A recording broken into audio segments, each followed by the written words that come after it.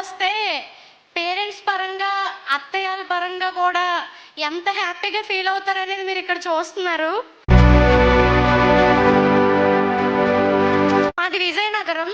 ఈ exam fee కూడా money లేకపోతే నేను ట్యూషన్స్ చెప్పుకుంటూ ఎగ్జామ్ ఫీజు కట్టేదాన్ని. దానివల్ల డిగ్రీ కూడా తెలిసిన శాస్త్రాల ద్వారా డిగ్రీ కూడా గవర్నమెంట్ ఇచ్చిన మనీతో డిగ్రీ చదువుకున్నాను.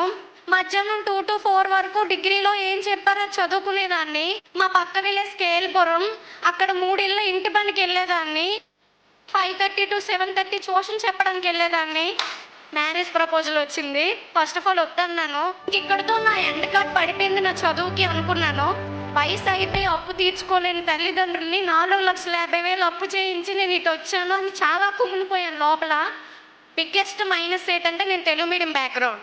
నాకు ఇంగ్లీష్లో ఒక సబ్జెక్ట్లో కూడా కన్సిడర్ చేయలేదు. ఇన్ని సంవత్సరం ఇదే పరీక్షకి నాకు 1 మార్క్ వస్తే ఇప్పుడు 15 మార్కులు వచ్చాయి. ఈ ఆర్ఆర్బీ పీఓలో కూడా నాకు కట్ ఆఫ్ 67 మార్క్స్ తీస్తే నాకు 93 మార్క్స్ వచ్చాయి. 2 years అయ్యాక నాతో ఉన్న వాళ్ళు నాకన్నా అంటే వాళ్ళకి నేను డౌట్స్ చెప్పేవాళ్ళు వెళ్ళిపోయారు.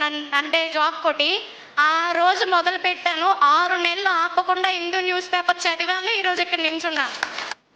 ఐఎస్సి ఇచ్చిన one of the biggest weapon Hindu news paper.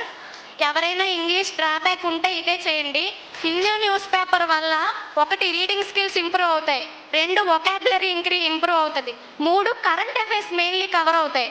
అప్పుడు కూడా జస్ట్ 2 మార్క్స్లో నాకు ఐబీపీఎస్ క్లాక్ పోయింది. 130 to 2 టైంలో 1 to 60 squares, 1 to 30 cubes, percentages, mensuration formulas చూడకుండా రాసేదాన్ని.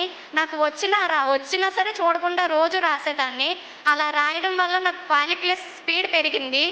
అలానే ఓన్లీ క్వాంట్ వస్తే జాబ్ రాదు. ఎగ్జాంపుల్ నేనే ఆ క్వాంట్ని పట్టుకొని ఉన్నాను. 2 years అలానే ఉండిపోయాను.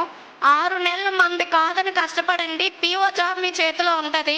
నేను క్యాబ్ డ్రైవర్, తను క్యాబ్తో పాటు నా లైఫ్ డ్రైవర్ కూడా.